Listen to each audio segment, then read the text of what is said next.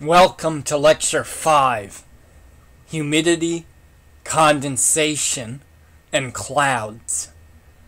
So this lecture is all about water in the atmosphere. And that includes water in all three states of matter: solid, liquid, and gas. Humidity is a measure of how much water vapor is in the atmosphere, or basically a measure of how much moisture is in the atmosphere. Condensation is a phase change, or a change in the state of matter that's very important to develop clouds. So here's an outline of this lecture. First, the circulation of water in the atmosphere will be examined. How does water move in and out of the atmosphere? Okay. We will be discussing evaporation and condensation, two important phase changes in order to develop clouds. And saturation will be talked about. Basically, that means that the air has as much water vapor as it can hold at a given temperature. If the air is saturated, it has as much water vapor as it can hold at a given temperature, and so it can't hold any more. Humidity, again, it's a measure of how much water vapor is in the atmosphere. But there's a lot of ways to measure humidity. Okay, there's a lot of different types of humidity. There's relative humidity, perhaps the most common measure of humidity for the general public. That's the one you see on the news, on the weather reports, at the beginning of Giants games when they give the weather conditions at the stadium. But there's others. There's dew point, there's absolute humidity. We will be discussing the different ways to measure humidity in the atmosphere. Dew and frost will be discussed, which can form on surfaces at nighttime. Basically, it's water forming on surfaces like grass and windshields at nighttime. The difference being dew is in liquid form, the liquid water form. Frost is solid water. And then we will get into clouds. And there are so many clouds in the atmosphere. There's different categories of clouds. You will be learning the names of the clouds, what they look like, their properties involving reflecting sunlight or absorbing and emitting infrared radiation from the earth. Okay, what types of clouds produce rain. And so this is a very fun topic in this class. Okay. For the homework assignment, you'll even be taking some pictures of clouds and discussing what types they are and how you know that. And then we'll talk about fog. There's several types of fog, but in general, fog is a stratus cloud on the ground. We'll learn about what a stratus cloud is when we talk about clouds. So, reading for this lecture is Chapter 4. So this is Lecture 5, and the reading is Chapter 4, or FO in the book, pages 82 to 115. Okay, and this is a very expansive chapter.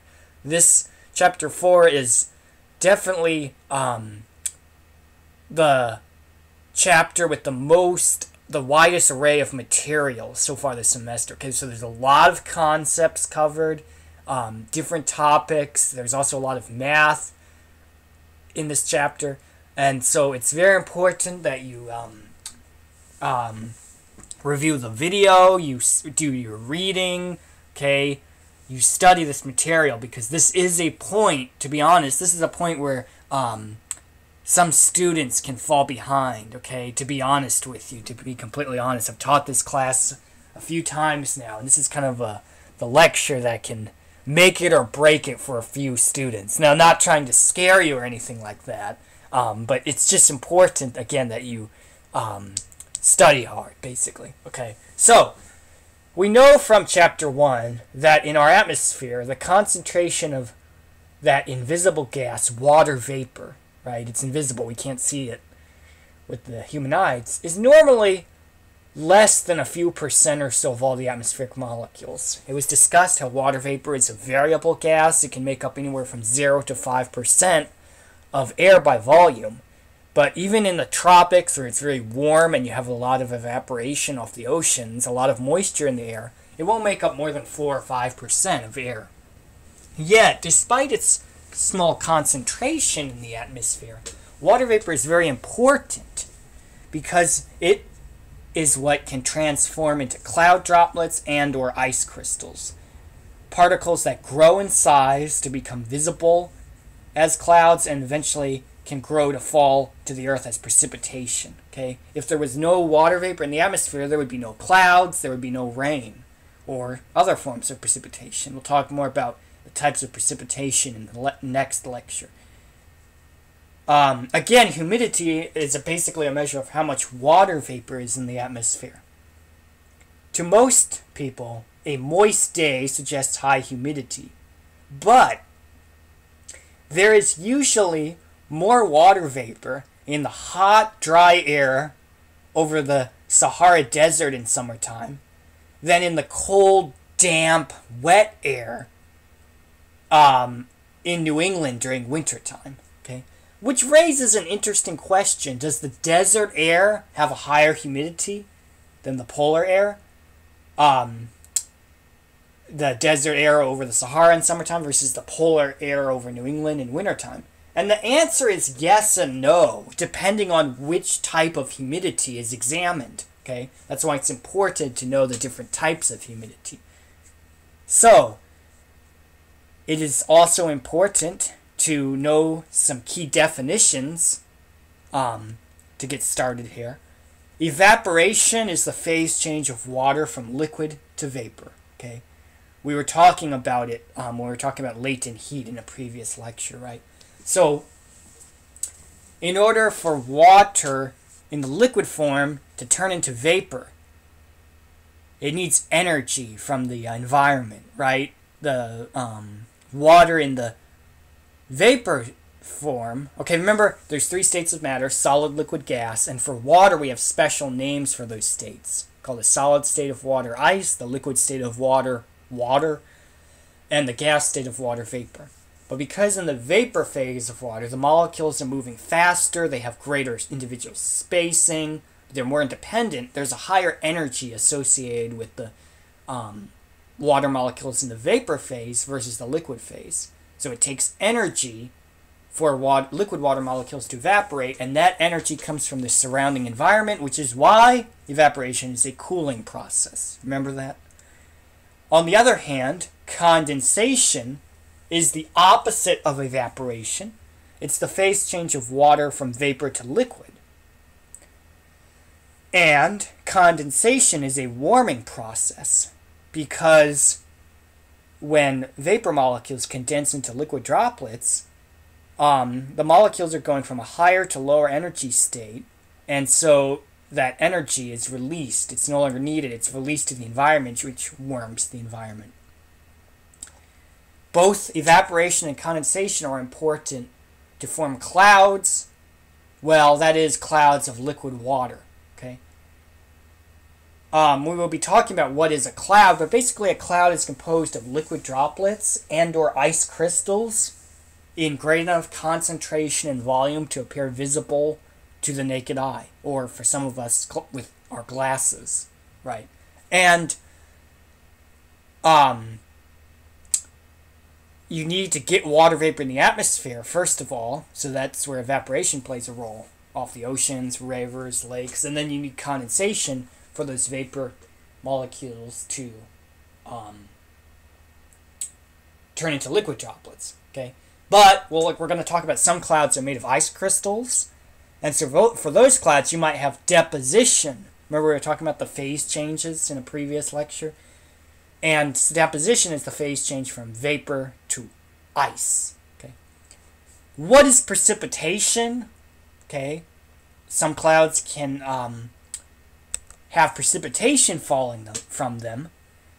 Precipitation is basically condensed cloud droplets or deposited ice crystals that are large enough to fall to the ground. And one common example of precipitation is rain, okay, especially in California, or I should say in the lower elevations of California, where most of the yearly precipitation is rain, okay? But of course, if you go into the mountains, like the Sierra Nevada, the Coast Ranges, okay, the San Gabriel Mountains in SoCal, some of that precipitation falls as snow, frozen water. We'll see later in the chapter that cloud droplets alone are not large enough to fall to the ground as rain because they're too small. They'll evaporate before reaching the ground. They'll fall slowly and evaporate before reaching the ground.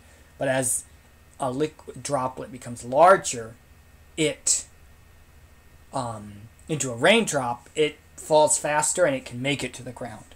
Okay? So, let's talk about how water cycles in and out of the atmosphere. You may have seen a figure like this before, showing the water cycle. 70% of Earth is covered by ocean, right?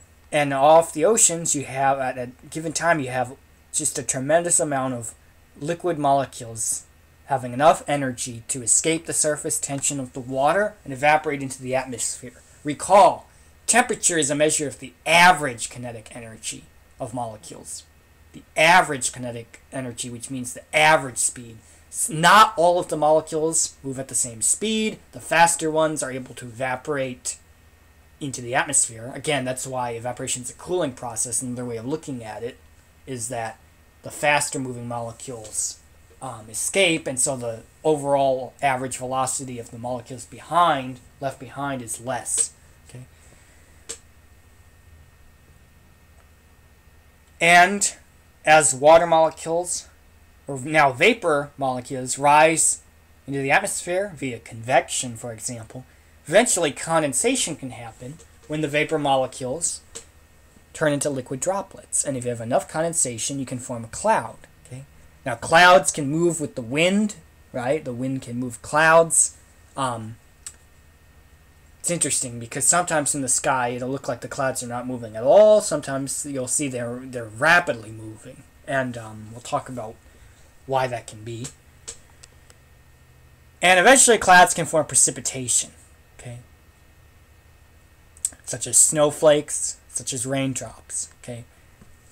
So water is removed from the surface via evaporation, and now it's being put back onto the surface via precipitation. And this precipitation may fall over land, it also may fall over ocean, but the precipitation that falls over land can then, if it's liquid, go into rivers and lakes and eventually run off back into the oceans where it came from, okay? Started from the bottom, and now, after all these steps, we're back here, okay? We're not at the top, we're at the bottom again, okay? And the frozen precipitation, snowfall, can help form glaciers and or help glaciers advance, okay? Basically, if yearly snowfall is greater than yearly snow melt, the glaciers will advance, become larger, okay? And that's interesting. Now, let's talk about saturation. Suppose that you have a jar of liquid water, right? Okay, so, you have a jar of liquid water, okay? Now, at the surface of the water, and a certain amount of water molecules, liquid molecules, are evaporating into vapor, as shown here, okay? See these molecules with the arrows going upward. And again, the water molecule, the H2O molecule, looks like Mickey Mouse. And another amount are condensing into liquid water. So above the liquid water surface, you have some vapor molecules that are slowing down enough to condense and go back into the liquid water. Okay, shown by the well, actually, only shown. Well, there's this one shown with a downward arrow, but these ones too. These guys up here might eventually come back down and do so. Now, if the number of evaporating molecules is greater than the number of molecules condensing, net evaporation is occurring. So if there are more molecules evaporating than molecules condensing, we say there's net evaporation, okay? There's more evaporation and condensation. And for net evaporation, what would happen to the level of the water, okay? If there are more water molecules evaporating than condensing, what would happen to the level of the water in the jar? Well, it would decrease, okay? It would decrease. On the other hand, if the number of condensing molecules is greater than the number of evaporating molecules, we say there is net condensation. Net condensation. And in that case, what would happen to the level of the water in the jar? It would increase, okay? It would increase. Now, let's say that you place a lid, a cover on the jar to prevent air from escaping. After a certain amount of time, the total number of molecules escaping from the liquid, evaporating, would be balanced by the number of vapor molecules returning to the liquid, condensing. Okay? When this condition exists, the air is said to be saturated with water vapor.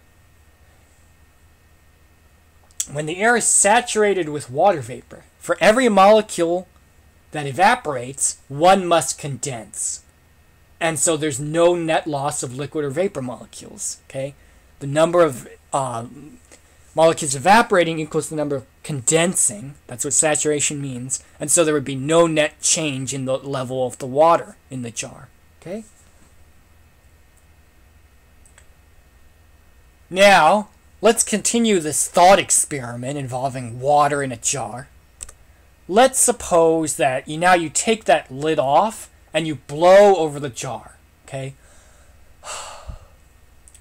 What would happen? Some water vapor molecules would blow away. They'd be carried by the wind from your breath. And so an imbalance of molecules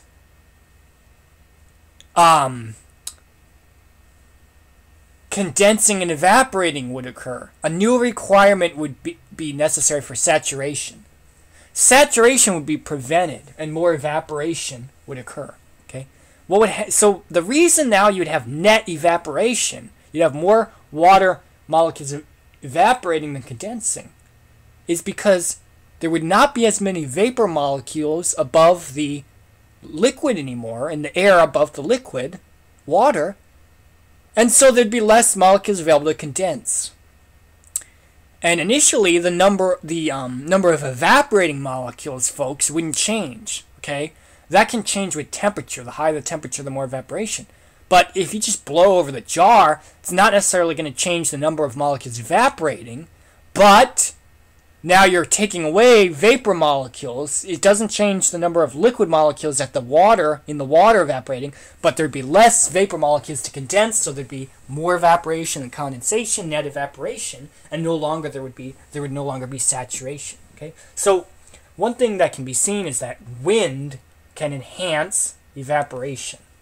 Wind can enhance evaporation. This example is why blow drying your hair works, okay?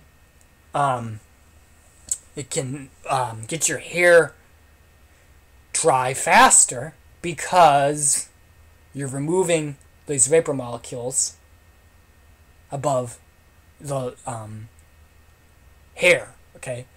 So it helps create an environment where the liquid water in your hair will evaporate faster and your hair will drier. And also the temperature of the air can enhance the amount of evaporation because it can warm the water. So that there's a reason why if you use a blow dryer on the hot setting, right, versus the cold setting or the mild setting, the hot setting of the blow dryer will allow basically your hair to dry faster, okay, because that will enhance evaporation. So if you blow dry your hair with hot air, then not only are you taking away the vapor molecules from above your hair, wet hair, reducing the amount of condensation and leading to more evaporation than condensation, but you're also increasing the rate of evaporation because you're warming the liquid molecules. Okay, so the net evaporation is even greater. Okay, the difference between evaporation and condensation increases. Okay. Now, for condensation to be efficient in the atmosphere, the condensing water vapor molecule needs to stick to a particle that's not water. It turns out that it is very hard for the water vapor molecule to condense in the free atmosphere. And by the free atmosphere, that means basically in the air itself. It's hard for just a vapor molecule to condense into a liquid droplet in free air. It needs some solid or liquid particle that's not water to condense onto, to stick to, and allow condensation to happen. These non-water particles that help enable condensation are called cloud condensation nuclei, or CCN. Okay, and that's what this figure shows. You see these blue blobs. These are basically vapor molecules that now have condensed. So they're not vapor molecules. They're liquid droplets that have formed as vapor molecules condensed. And the brown sphere is basically one of these particles. Okay. If enough molecules can stick to this cloud condensation nuclei, then it can become large enough to form a droplet. So when actually millions or even billions of vapor molecules condense onto the nuclei, tiny liquid cloud droplets can begin to form. Now you might be wondering, what are some examples of these non-water particles that can act as surfaces for condensation to happen? Well, I'll tell you that generally all cloud condensation nuclei are aerosols. Okay, not all aerosols are CCN, but all CCN are generally aerosols. And if you think about it and remember what an aerosol is, it's basically a liquid or solid non-water particle suspended in the atmosphere. And there's three major examples of aerosols. Okay, and so there's three major examples of CCN, and they include smoke.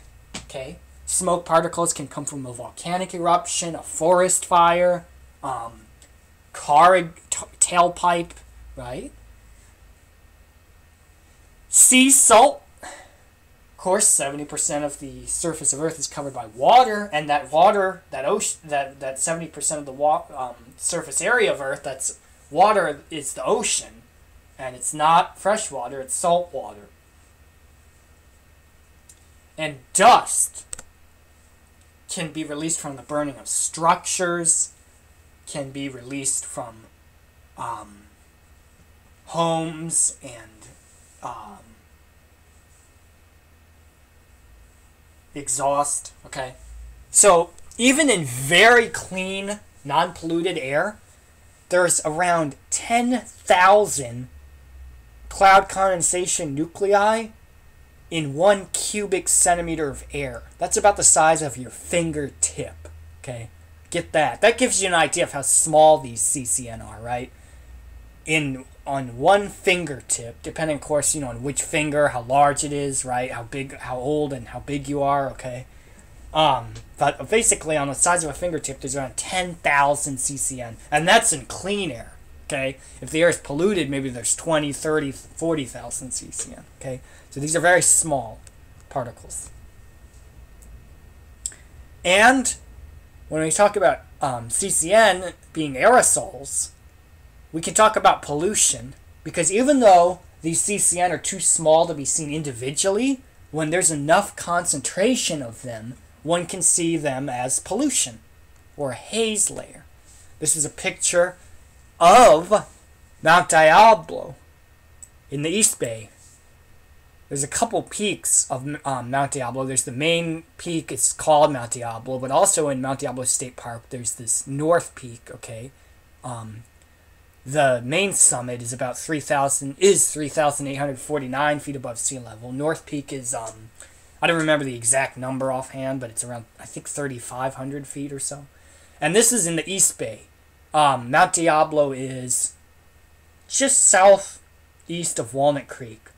Okay?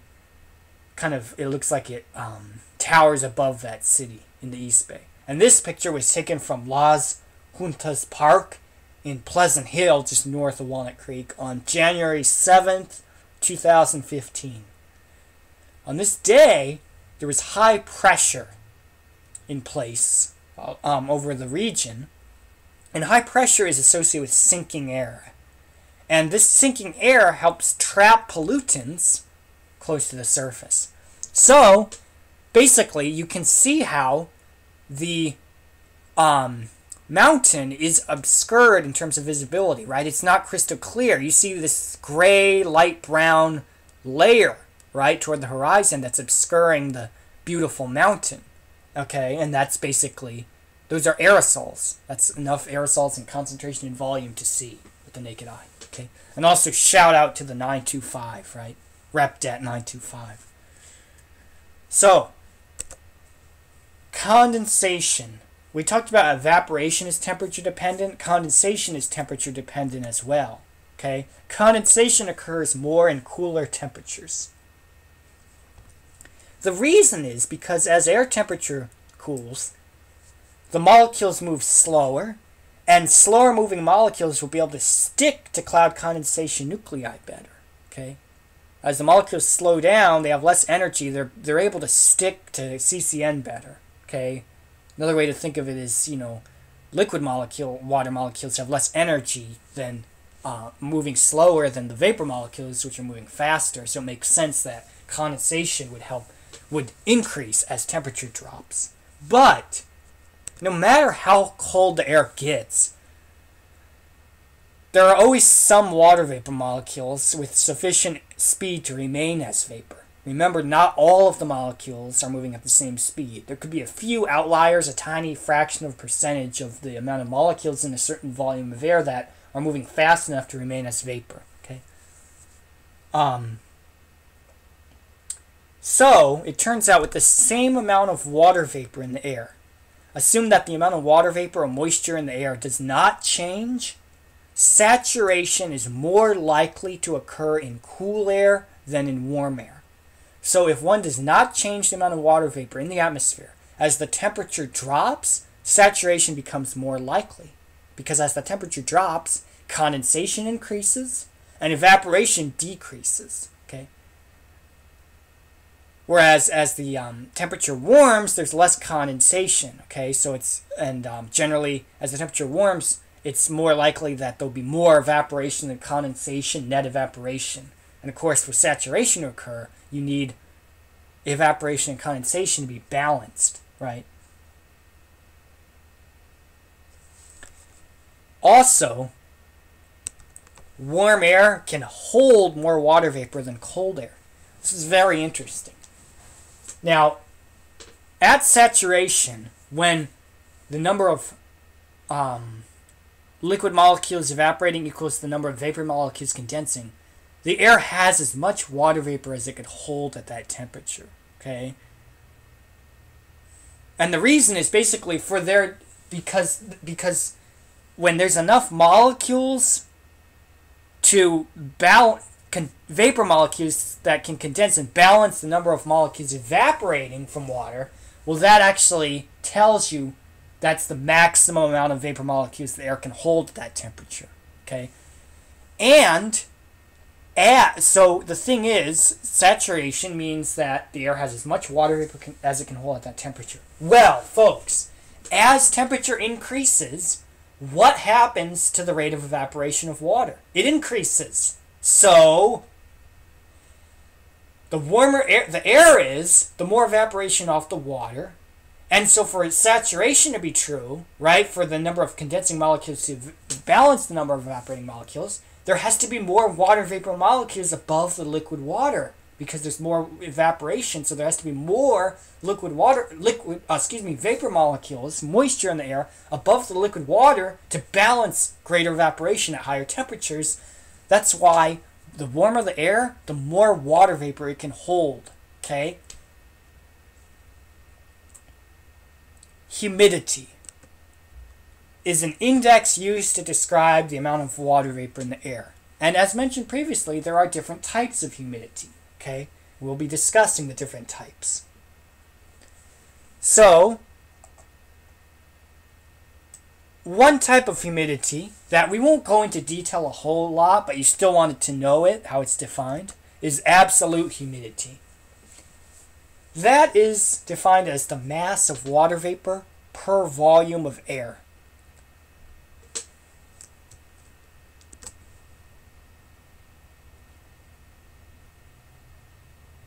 Now, absolute humidity can also be thought of as the water vapor density. Remember, density is mass per volume. So, a water vapor density being mass of water vapor per volume of air. Okay. So, as an example for absolute humidity, if 1 cubic meter of air weighed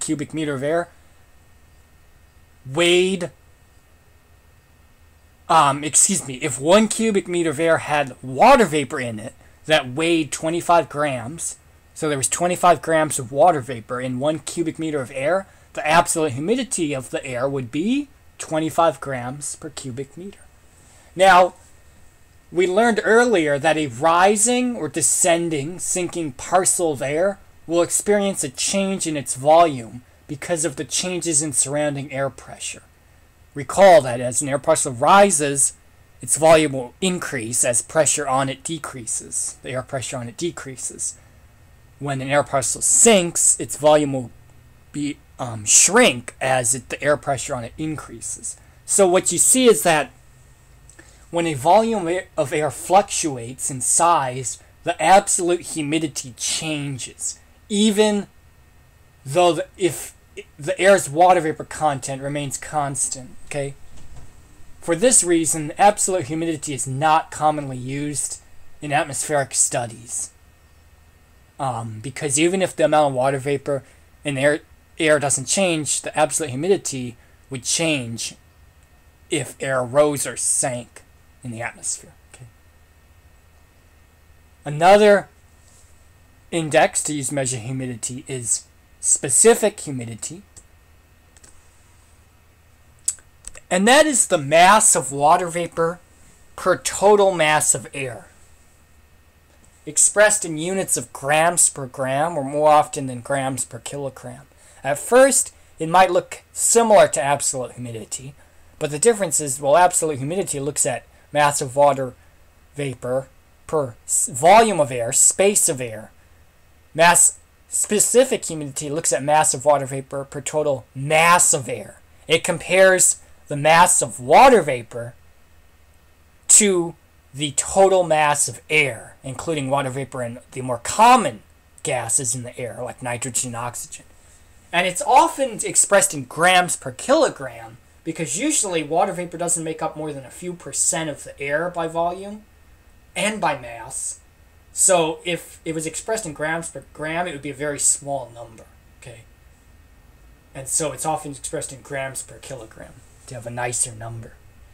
Mixing ratio ranges from about as low as nearly 0 grams per kilogram in the polar regions, which are very dry because they're very cold and cold air doesn't hold as much water vapor.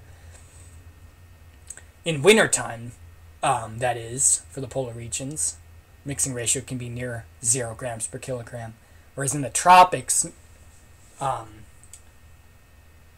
specific humidity, sorry, I think I said mixing ratio, specific humidity can be high as 20 grams per kilogram in the tropics. Now, mixing ratio, which I mentioned, is very similar to specific humidity, but it's a little different in how it's defined. It's the mass of water vapor per mass of remaining dry air. So unlike specific humidity, which looks at mass of water vapor per total mass of air, mixing ratio looks at the mass of water vapor per mass of total air minus water vapor in the air, okay? So it usually is very similar in value, mixing ratio is, to specific humidity, because water vapor doesn't make up very much mass of the air. So even if you, on the denominator, you subtract the water vapor from the mass, from the total mass of air, so you get what's left over, the dry air. It's similar, okay? And relative humidity is the ratio of water vapor in the air to the amount it can hold at that temperature and pressure. Now, this is the most common way of describing moisture in the atmosphere, but unfortunately it is the most understood.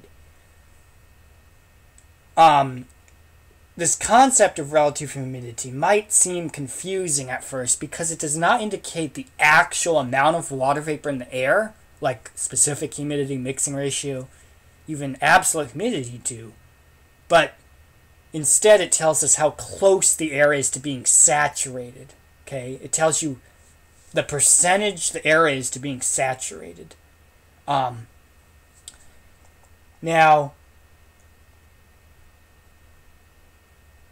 relative humidity and absolute humidity both are influenced by changes in the volume of air and also temperature of air. They depend on temperature as well as moisture content. Specific humidity and mixing ratio do not. They do not change unless the amount of water vapor in the atmosphere changes. Okay, but absolute humidity and relative humidity change with temperature. Okay, let's talk about relative humidity in more detail. It's used to tell, again, how close the air is to being saturated. And mathematically, it is defined as water vapor content, basically how much water vapor is in the air, to water vapor capacity, how much water vapor the air can hold at that temperature, multiplied by 100%. So relative humidity is defined as water vapor content, okay, the amount of water vapor actually in the air, to water vapor capacity, how much water vapor the air can hold at that temperature, which times 100%. Okay. Now, water vapor content doesn't necessarily vary with temperature, but capacity does. So, as one changes temperature, it can change the capacity, which affects relative humidity. Now, relative humidity is expressed as a percentage. For an example, relative humidity of 50% means that the air currently holds 1/2 of the amount of water vapor possible at that temperature and pressure. Relative humidity is slightly affected by pressure as well, but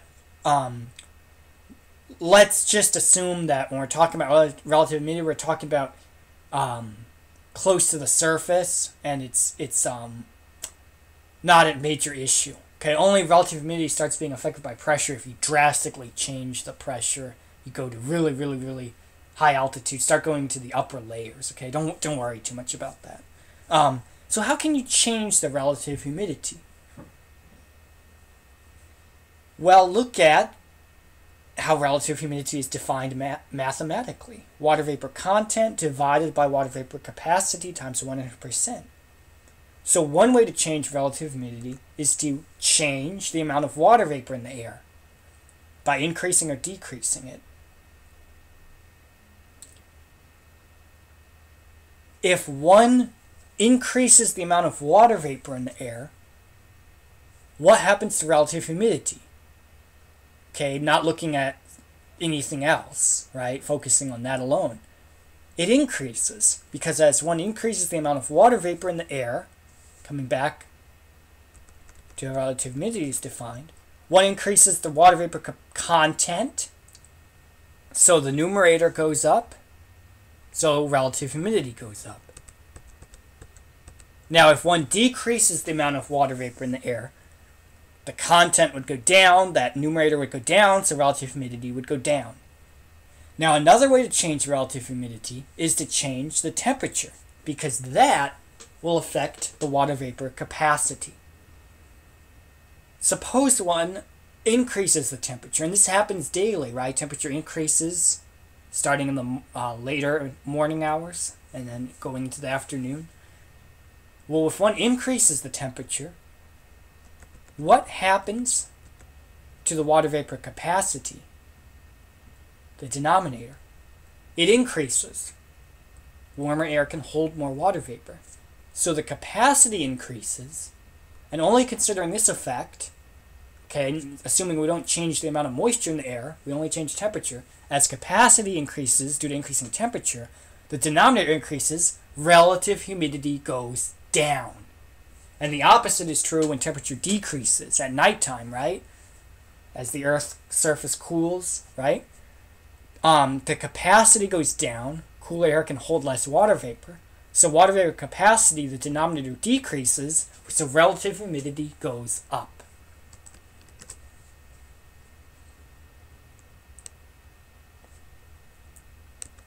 Here's a figure from the book just showing how one can change the relative humidity by either changing moisture content or temperature. Here you have a beaker of water, some liquid water, and then some vapor molecules above the liquid and at a temperature of 20 degrees Celsius, 68 degrees Fahrenheit, room temperature, right? Some people like it hot, some people like it cold. And if you add more water vapor molecules into the air above the liquid water here, you increase the water vapor content, relative humidity goes up.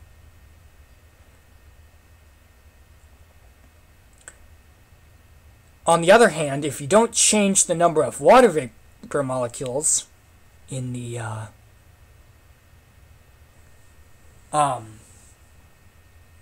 air above the liquid water, but you raise the temperature, relative humidity goes down.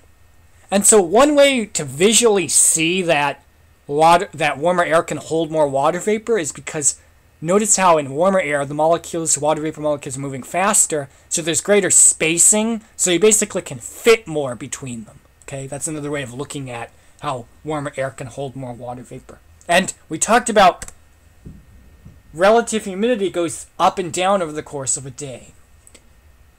In this figure, we're looking at temperature on the vertical axis and relative humidity on the vertical axis, and time varying from midnight to midnight on the x-axis or horizontal axis.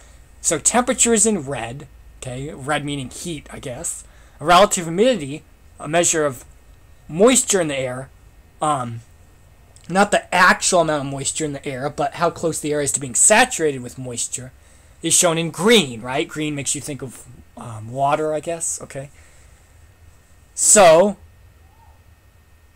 starting at midnight here, temperature's decreasing, and it reaches a minimum, it looks like around 5 a.m. As temperature decreases, what happens to relative humidity? It goes up, okay? For this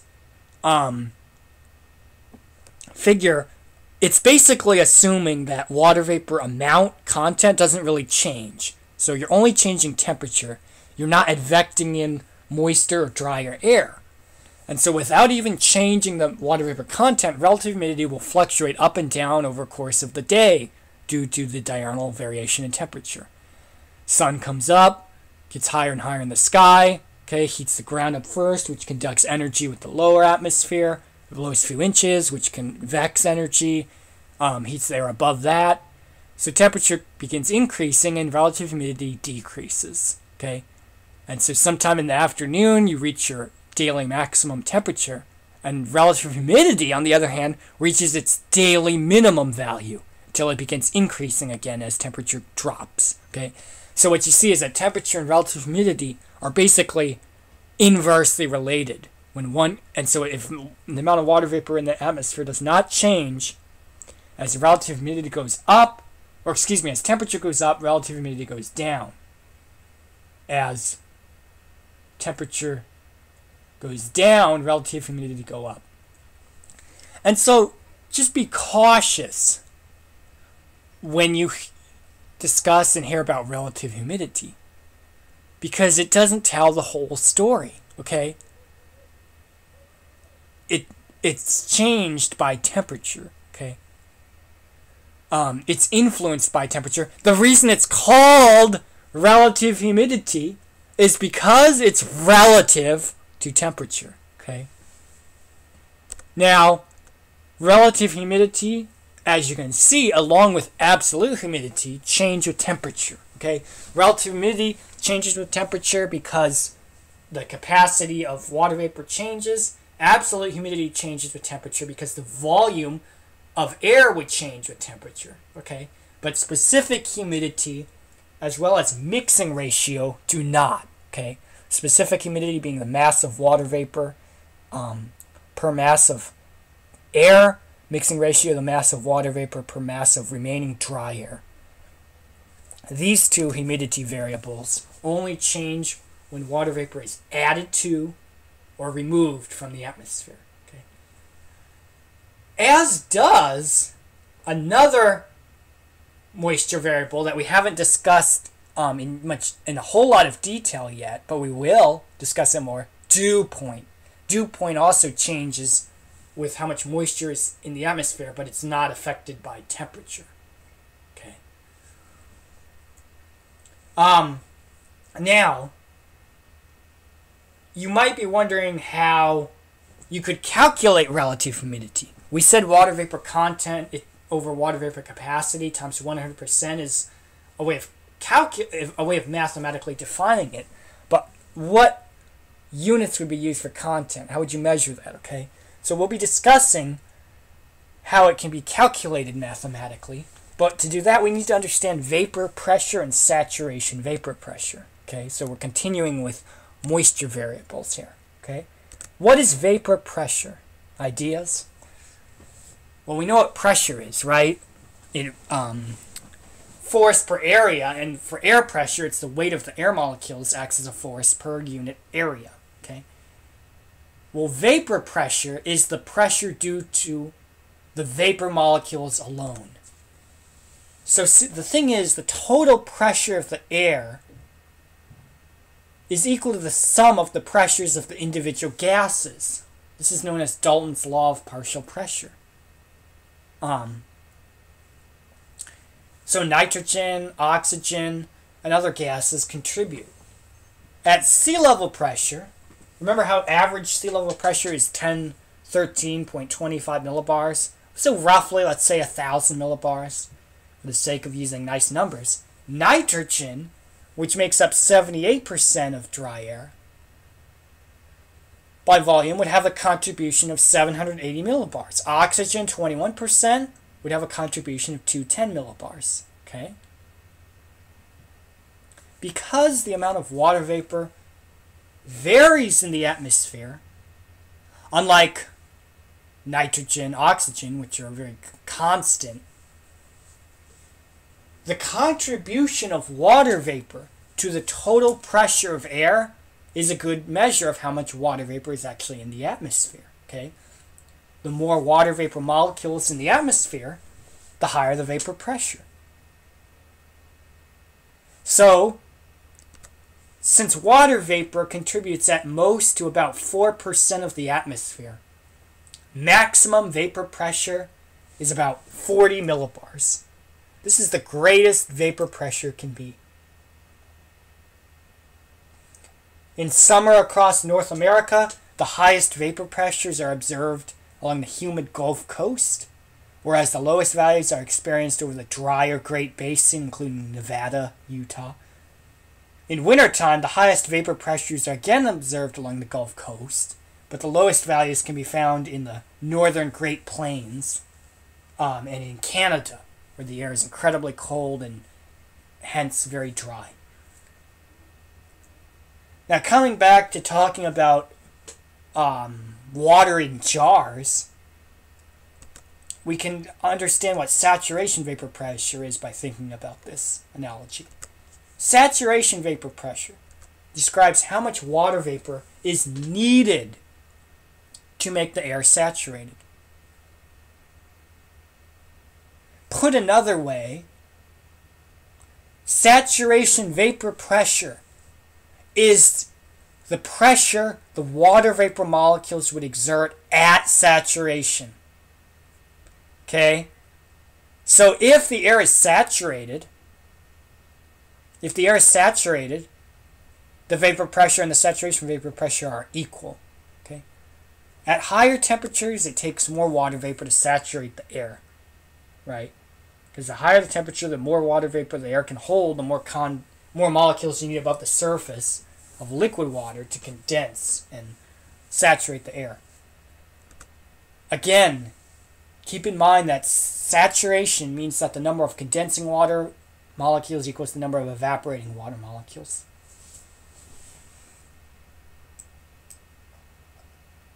Saturation vapor pressure then depends primarily on air temperature. The higher the temperature, the more water vapor molecules the air can hold, and so the higher the vapor pressure. Okay. The higher the saturation vapor pressure. The lower the temperature, the less water vapor the air can hold at saturation, so the lower the saturation vapor pressure. So while vapor pressure tells you how much water vapor is in the air, saturation vapor pressure tells you how much water could be in the air, how much water vapor could be in the air at saturation. And saturation vapor pressure increases with temperature, not linearly, but actually more exponentially. At a temperature of 10 degrees Celsius,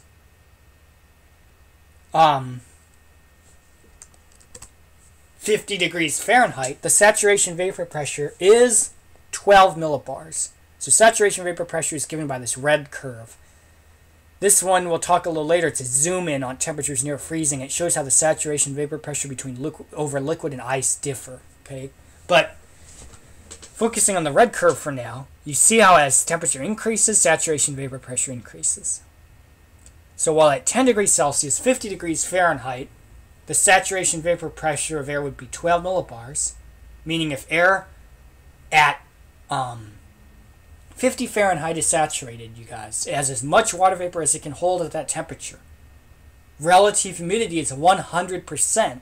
There'd be the vapor molecules would be exerting a pressure of 12 millibars on the ground surface. Okay. Now, if the temperature increased, maybe this was the morning low temperature, and the temperature increased during the day to 30 degrees Celsius, or 86 degrees Fahrenheit. Sorry, this is a typo in the book. This is actually a typo in the book. This should be 86 Fahrenheit. The saturation vapor pressure would now be 42 millibars. 42 millibars. That's over 3 times as great as the saturation vapor pressure at 50 degrees Fahrenheit. That means that air at a temperature of 86 Fahrenheit can hold more than 3 times as much water vapor as air at a temperature of 50 degrees Fahrenheit. Okay. Now, as mentioned previously, basically, there's a difference between the saturation vapor pressure over a liquid, water, and ice. When both water and ice exist at the same temperature below freezing, the saturation vapor pressure just above liquid water is greater than the saturation vapor pressure over ice, as you can see.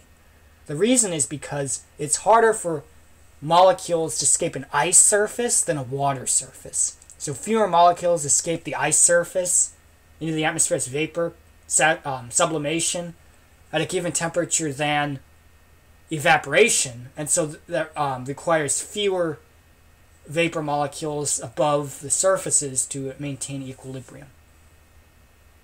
Salts can also affect saturation vapor pressure. Okay, now are you ready to be able to see how you can calculate relative humidity? Here it is. Relative humidity is the actual vapor pressure divided by the saturation vapor pressure times 100%. Okay? So, if the actual vapor pressure is equal to the saturation vapor pressure, the air is completely saturated. Remember, the saturation vapor pressure, the pressure that would be exerted by the water vapor molecules at a temperature of saturation, that's the greatest the vapor pressure can be at a given temperature, because saturation means the air has as much water vapor as it can hold at that temperature. It's maxed out, right? It's juiced out, okay? And so this is how you can calculate it. And as an thinking about the previous example, let's say that in the morning time, the temperature is 50 Fahrenheit, and the actual vapor pressure was the saturation vapor pressure. Okay, so let's say the relative humidity is 100% in the morning time, temperature is 50 Fahrenheit. Actual vapor pressure equals saturation vapor pressure, 12 millibars for each. Then, let's say you raise the temperature to 86 Fahrenheit, so the saturation vapor pressure increases to 42 millibars. But you don't change the amount of water vapor in the air. So the actual vapor pressure remains 12 millibars. The saturation vapor pressure now becomes 42 millibars when the temperature rises to 86 Fahrenheit in the afternoon. So you can calculate the new relative humidity. 12 millibars divided by 42 millibars times 100%, 29%. That just should show you how relative humidity can be so misleading, because the actual amount of water vapor in the air didn't change, but the relative humidity went from 100% when the temperature was 50 Fahrenheit, assuming it was saturated at that case, to only 29% when the temperature was 86 Fahrenheit. Okay? So it decreased as the day went on, because as the day went on, the air could hold more and more water vapor as the temperature increased.